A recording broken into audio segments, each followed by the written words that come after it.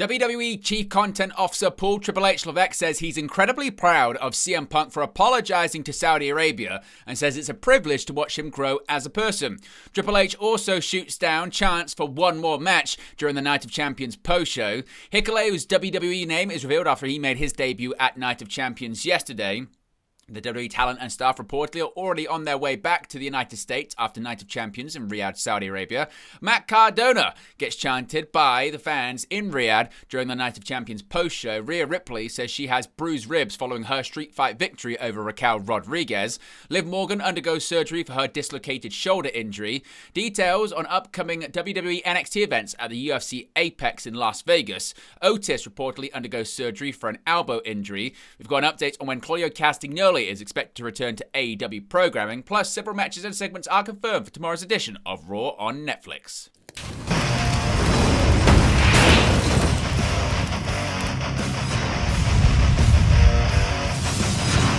Hey guys, welcome back to Wrestling News 365. Hope everyone is doing very well. As always, there are plenty of news stories to get into in the world of professional wrestling. Before we begin, you can see right there, we are just less now than 120 subscribers away from 23,000. So if you haven't already, be sure to subscribe. Join the ever-expanding WNU. Of course, the goal is to get to 25k in 2025. So if you haven't already, be sure to subscribe. Now, let's begin with Triple H commenting on possibly the most polarizing figure over the last weekend for WWE, that being CM Punk.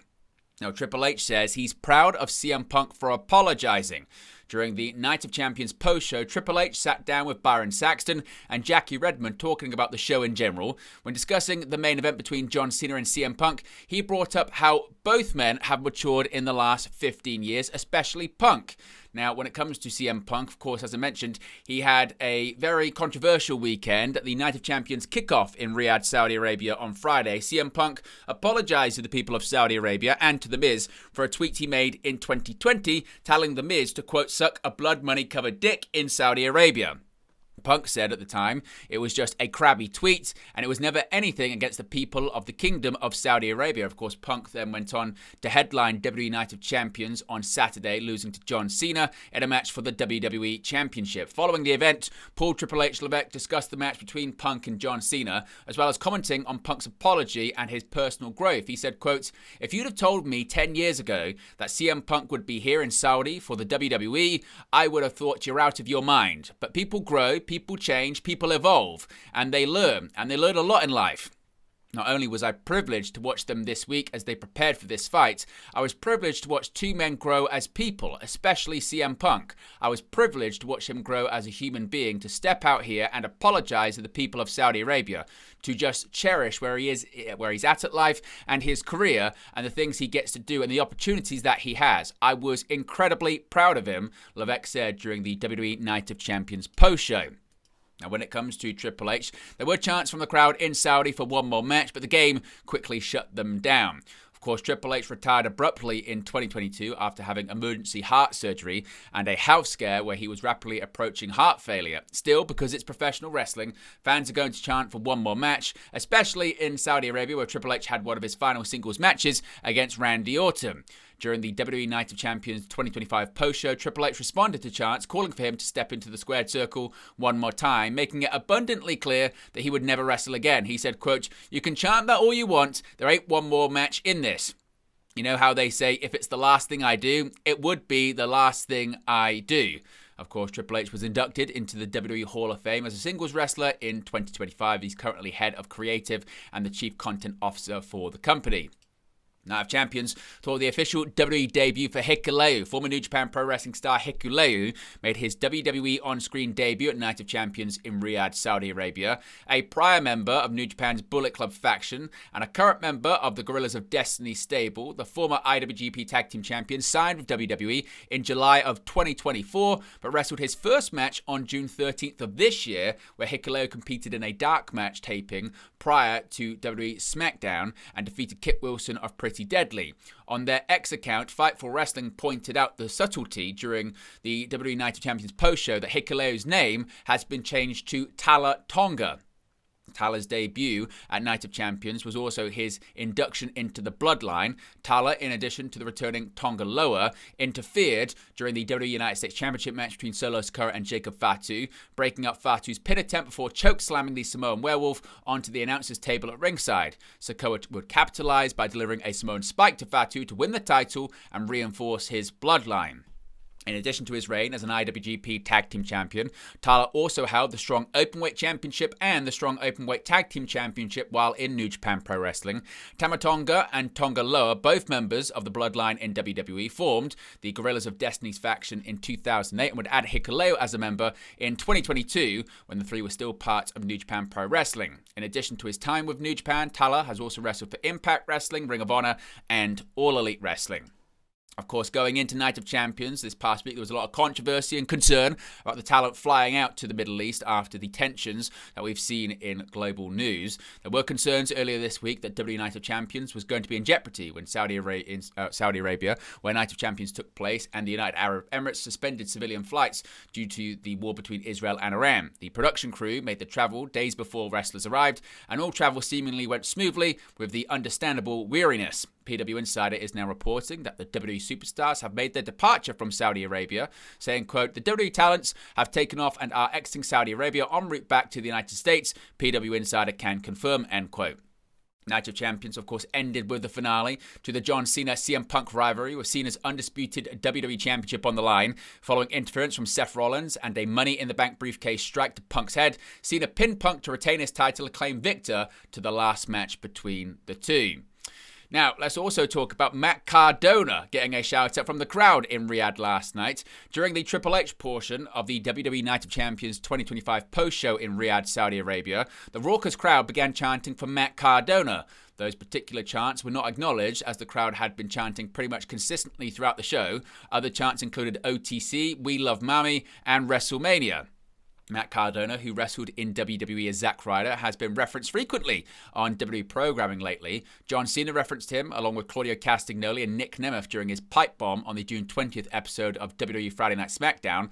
Cardona was also recently referenced when Kevin Owens was a guest on Cody Rhodes' podcast, where Owens called Cardona his favorite current independent wrestler.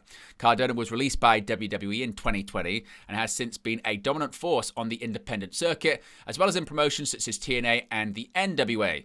Obviously, Cardona's wife, Chelsea Green, is currently employed by WWE and says she would give anything to have her husband return and regain his dream job.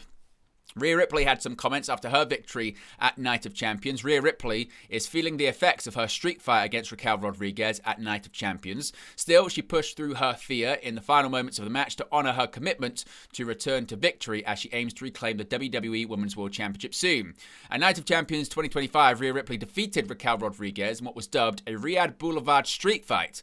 The climax of the match saw her execute an avalanche riptide from the top of the table that was balanced on the top rope.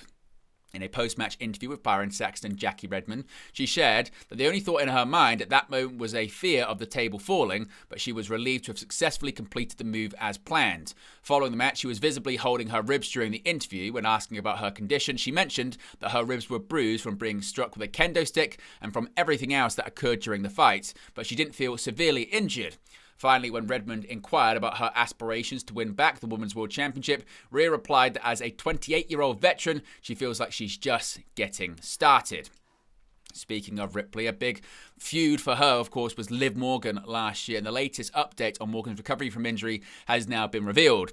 Early on in a match against Kairi Sane on the June 16th episode of Raw, Morgan landed badly on her arm, and the match had to be abruptly stopped. It later emerged she had suffered a separated shoulder and would require surgery. In a new update, physical therapist Kevin Wilk posted a photo on Instagram confirming that Morgan has undergone the surgery. The surgery was performed by Jeff Dugas of Andrews Sports Medicine at Birmingham, Alabama. This, of course, means she's likely to be out for around 6 months. Of course, we wish Liv Morgan the best with her rehab and her recovery. Now, keeping with Liv Morgan, there was a story recently about a man that had been arrested outside the WWE Performance Center on June 3rd. A report from The Independent on Saturday has provided further details on this case. 41-year-old Sean Chan of Scarborough, Ontario, is facing federal stalking charges, according to an FBI probable cause affidavit. Chan is alleged to have flown from Toronto to Orlando on May 26 and told custom officials he would be staying at the WWE Performance Center. On May 31st, Chan visited Morgan's private home address. Police reviewed security footage and noted in the affidavit that Chan entered the front porch area and appeared to be looking for a spare key.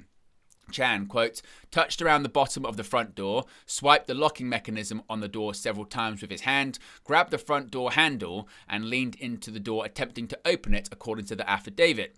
He is then said to have picked up a long air rifle pellet gun that had been left out on the porch area. Quote, the air rifle is a Sig Sauer MCX 177 air rifle capable of firing metal pellets at 600 feet per second.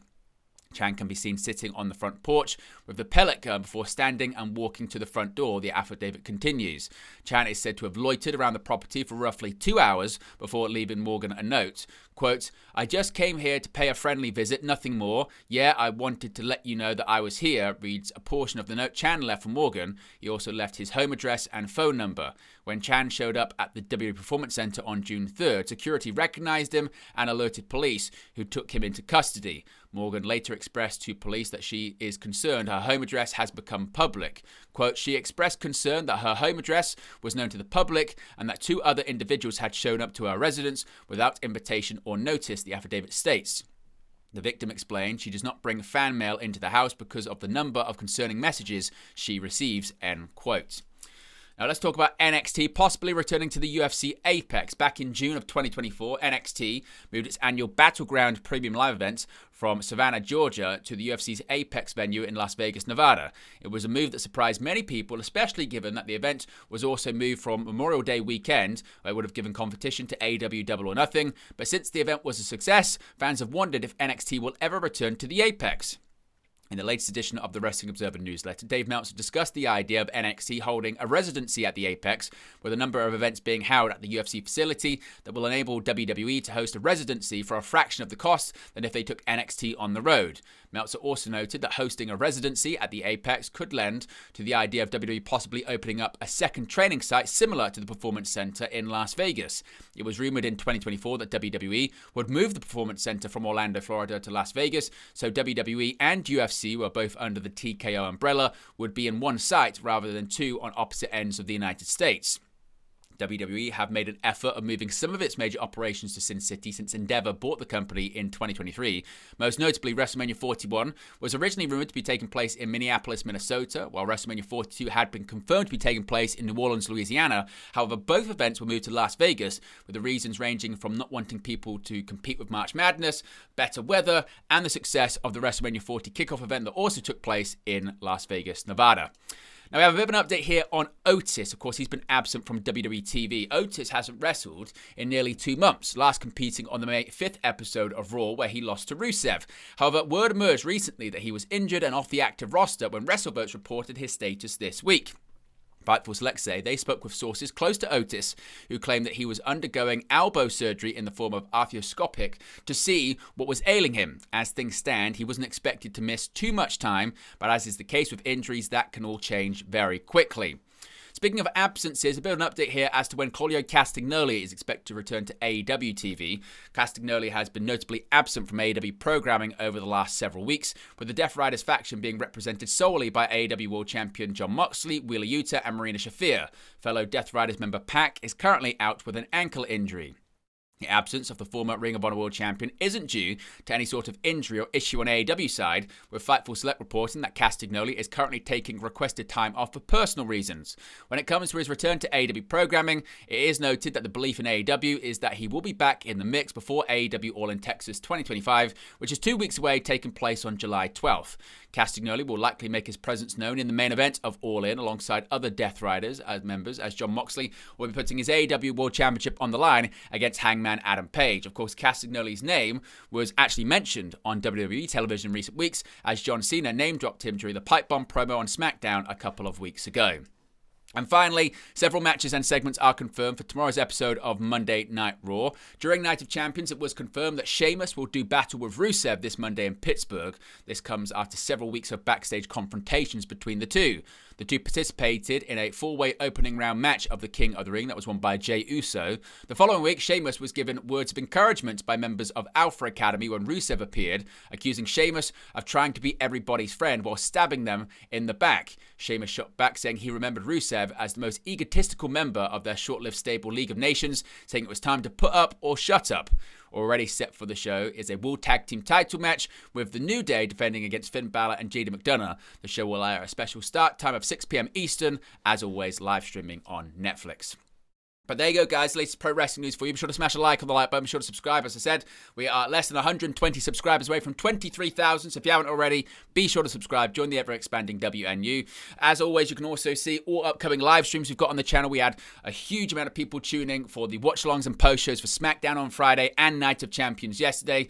Upcoming live streams include the likes of AEW All in Texas. We've got a watch-along and a post-show. That very same day, we'll have Saturday night's main event. It'll be Goldberg versus Gunther in Goldberg's retirement match for the World Heavyweight Championship. We'll have a watch along and a post show. And then the next night we'll have WWE Evolution, WWE's all-women's PLE. We'll have a watch along and a post show for that. I appreciate everyone for tuning in as always, and I'll speak to you again very, very soon. Hey guys, thank you for watching, listening, streaming, or however you come across this video today. Be sure to click on the video on the right there to watch our next video, or click the bottom there to subscribe, or the bottom right hand corner. Thank you very much, and I'll speak to you again very soon.